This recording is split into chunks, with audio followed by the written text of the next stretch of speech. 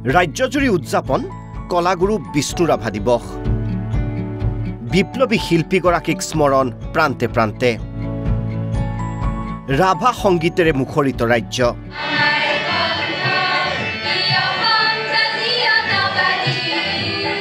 চৌদিশে ৰাভা ৰাভা। বিগত বৰ্ষৰ দৰে এইবাৰো ৰাজ্যৰ বিভিন্ন প্ৰান্তত কলাগুৰুক শ্ৰদ্ধা জনাই পালন কৰা হয় ৰাভা দিৱস।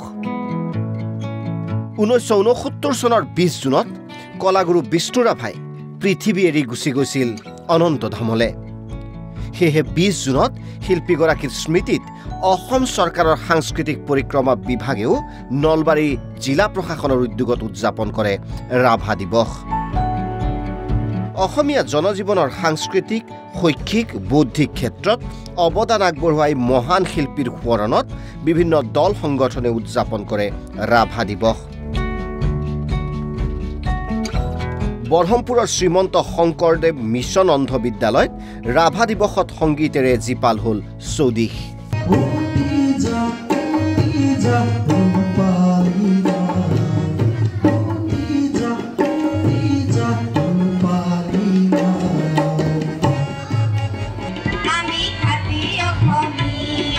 ভবানীপুৰত গীতে মাতে মুখৰিত মৰ্ণিং গ্লৰী স্কুল। বোকাখাটত বৰেণ্য শিল্পীগৰাকীৰ স্মৃতিত ছাত্ৰ ছাত্ৰীৰ মাজত অনুষ্ঠিত হয় ৰাভা সংগীত প্ৰতিযোগিতা।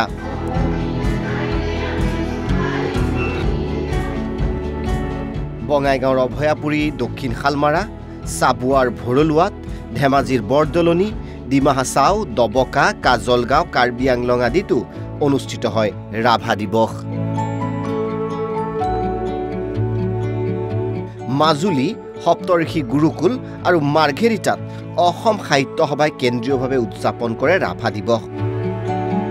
সুন্দৰ, কাৰণ অসম সাহিত্য সভাই বিষ্ণুপ্ৰসাদ ৰাভাৰ দিৱসটো পাতিব লাগে বুলি পতা নাই।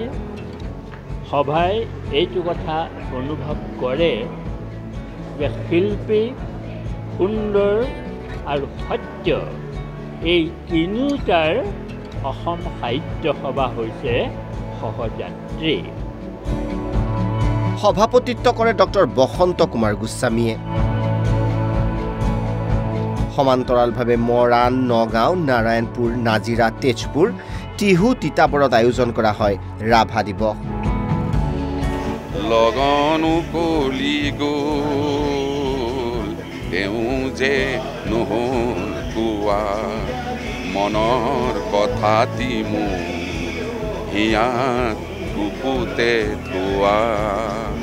লগনো কলি গ'ল তেওঁ যে নহ'ল কোৱা।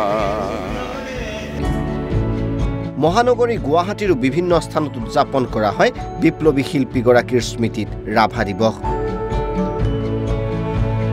ইফালে বাজপেয়ী ভৱনত ৰাজ্যিক বিজেপিয়ে উদযাপন কৰাৰ উপৰিও ৰাজীৱ ভৱনতো কংগ্ৰেছে উদযাপন কৰে কলাগুৰুজনাৰ স্মৃতিত ৰাভা দিৱস। দিনজোৰা কাৰ্যসূচীৰে কলাগুৰু বিষ্ণু ৰাভাৰ গীতে মাতে মুখৰিত হৈ পৰিল ৰাজ্যৰ চৌদিশ।